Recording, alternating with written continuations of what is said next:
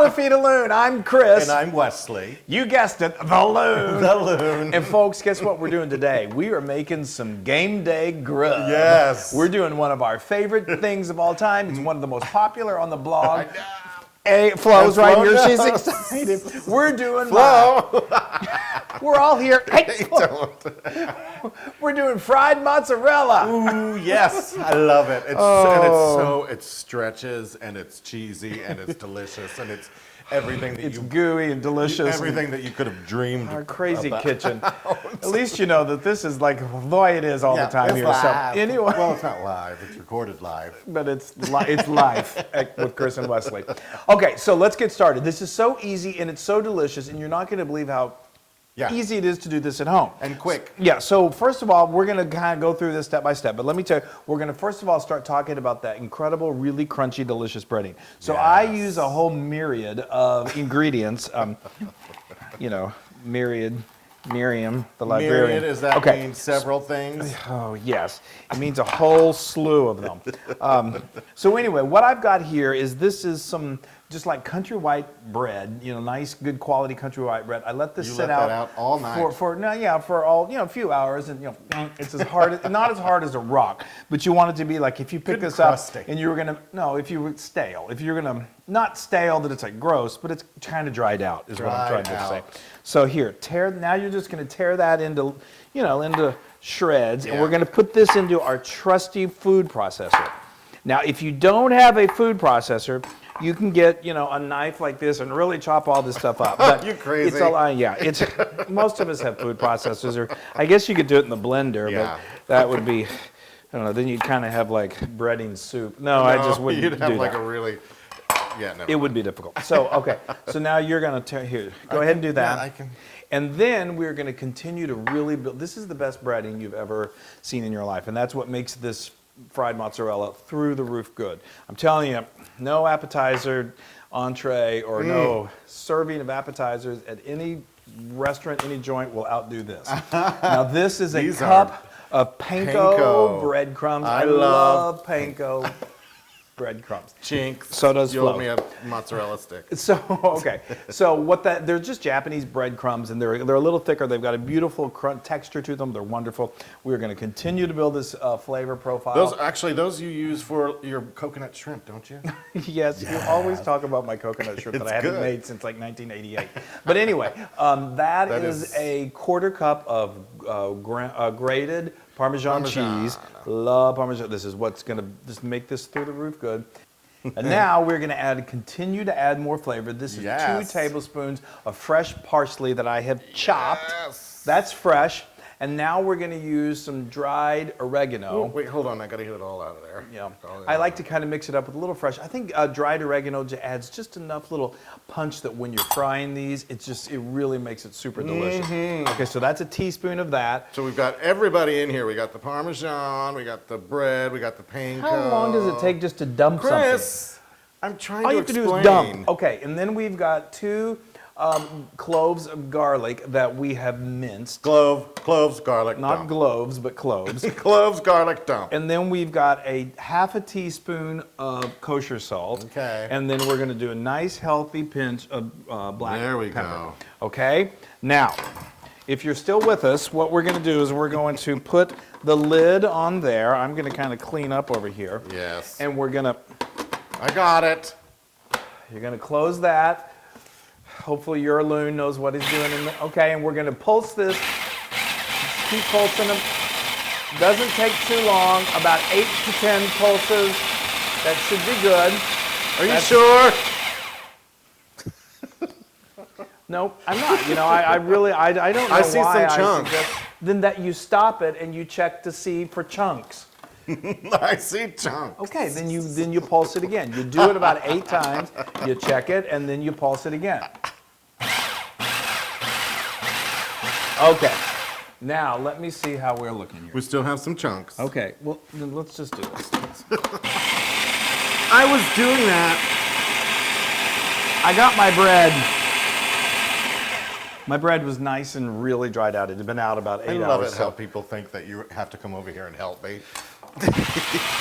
I can't help it if that's what people think. I can so now let pulse. me tell you what we've got set up here. We've got our wonderful dredging station. We really love each other a lot. We just, it happens when we're in the kitchen. No, he gets annoyed. And okay, so carefully remove that. And then what we've got here is I've got 3 equal-sized pans. That's yeah, okay. that's good. That's fine. It can be, it should be a little coarse. That's what makes these really crunchy and delicious.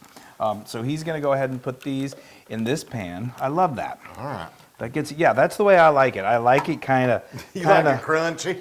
Well, yeah, because what that does, because sometimes when you get those breadcrumbs and they're so fine, it makes a nice breading, but this gives it a nice texture, and it's really delicious. You talk about that. So I'm gonna do this. Great. Get this stuff out of the way. We've got a cup of all-purpose flour here. We've got 2 eggs that I've combined with a tablespoon of water and a tablespoon of milk, and then we've got our lovely chunky breadcrumbs right here. Okay. What are you calling chunky? My breadcrumbs.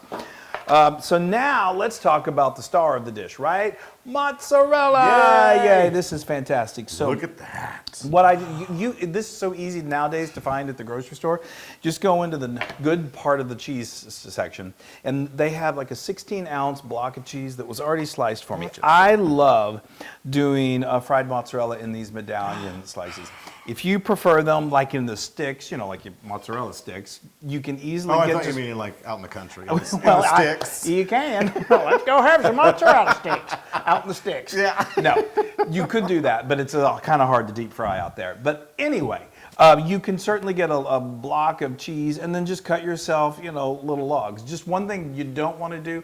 You know how in the cheese section near the lunch meat they have those little mozzarella snacks? Oh, do not those use circular those. ones. Those the have pole, like, that's the pole or string mozzarella. They have string this cheese. It's mozzarella, which is stringy, but it has like a little film around it. It seems like it would be perfect, but it will not adhere to the breading. So you're just going to have.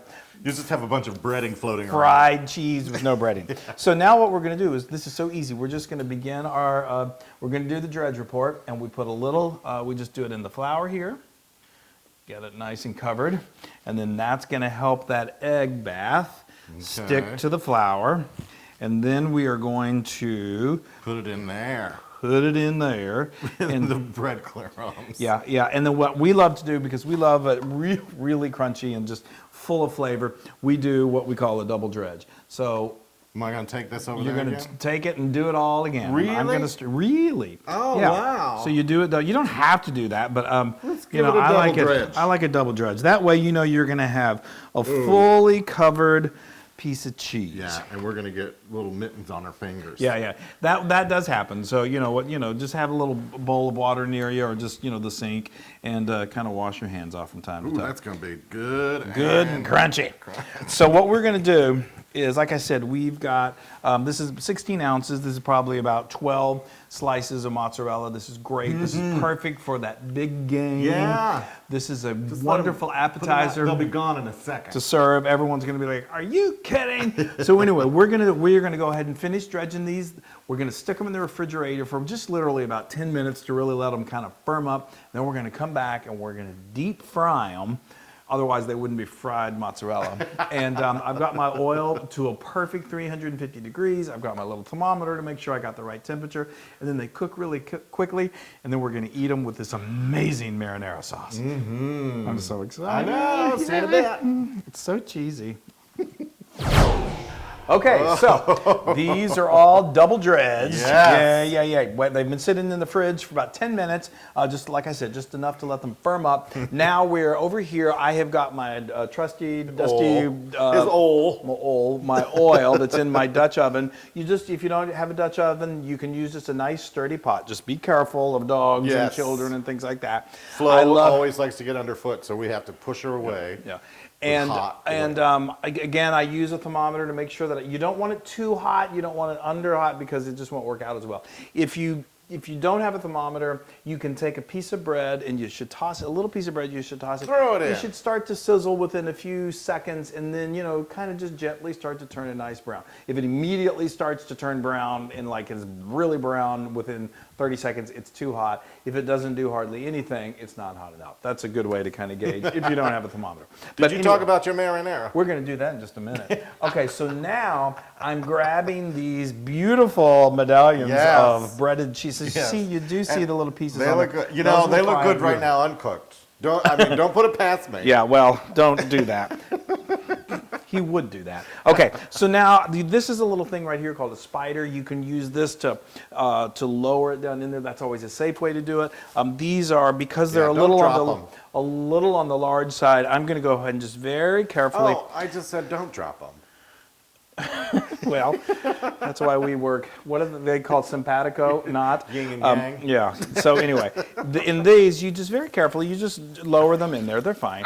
The important thing, as anything when you're cooking, whether it's in a skillet, whether it's in a deep fry like this, you don't want to overcrowd the pan because it really does have bubbles, and it all comes out. Yeah, but it changes the temperature of the oil. They get too close and they don't cook evenly. It's just not a good thing. So these wonderfully, I'm just going to move these right over here just to kind of get them out, clear them out of the way. These cook really, really quickly. How quickly? I mean, literally like 2 minutes. I mean, look at that. It's already basically almost ready. Woo! So, and it's wonderful. They're going to be beautifully nice and cheesy. You don't want them to be in there so long because then that cheese is going to start to melt all over your hot oil. Right, and start squirting out. Right. So let's talk a little bit You about... don't want cheese squirting in your oil. No, you don't want cheese squirting anywhere because we've had that happen before. We're Anyway, going to talk about this marinara. Yeah, so this It is my so good. homemade Can I tell marinara. them? Huh?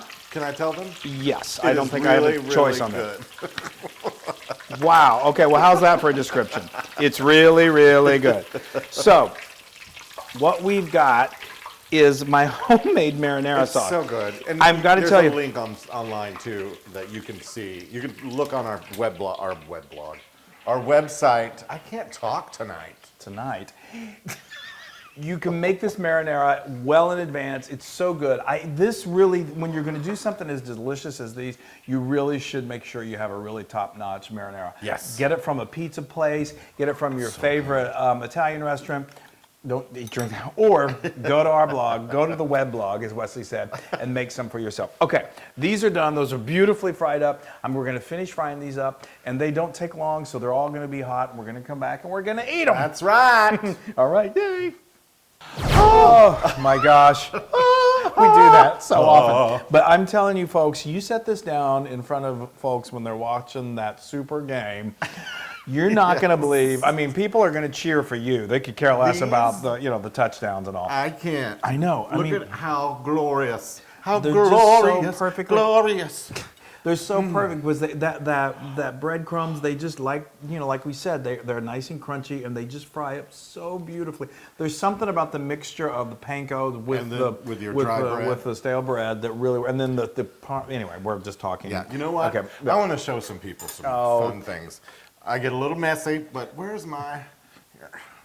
Because I need something close by to grab. Well, usually he's grabbing for a bib.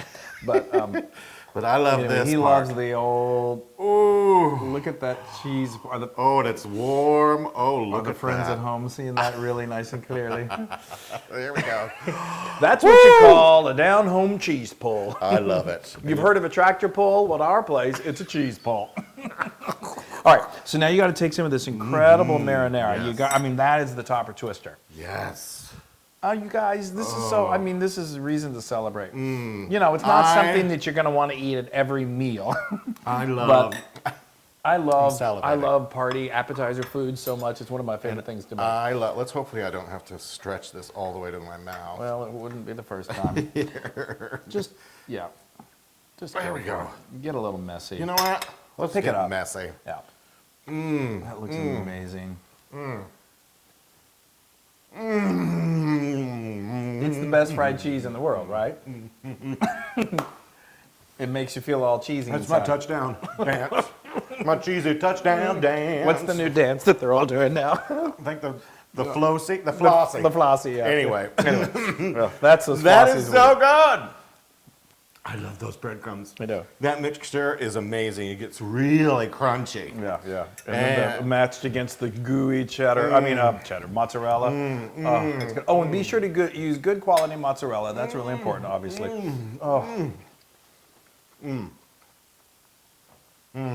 No, you have to tell me something. Those are 1,000, 100,000 million% Loon approved. Well, I guess that means you like them. Okay, good. And they're so easy to make. They really are. You saw how easy they are. And, you know, you can also do like you do at your favorite yeah. restaurant and just dip. Yeah. You know, that's good too. And just dip it. And don't double dip. No. Dip it. Folks. He is so cheesy. I love you it. guys, this is the real deal. Oh my gosh. No, you can get this recipe. And many more on howtofeedaloon.com. Yes, right. That's right. And follow us on Instagram, Twitter, Facebook, all of that. I love the little garlic in here too. I know. Really, it is just like through the roof good. It doesn't taste like that frozen stuff you get at the store. It's amazing. Yeah. So serve this to your guests, and you will win the world's championship, the world championship of cheese party food. Cheese. Bye, everybody. Hey, everybody. Hey, now if you like what you saw, make sure you subscribe to our YouTube channel. That's right. And to get more amazing recipes like Yeah. this, just click right here. Click, subscribe, Do it all. subscribe. Just click and subscribe.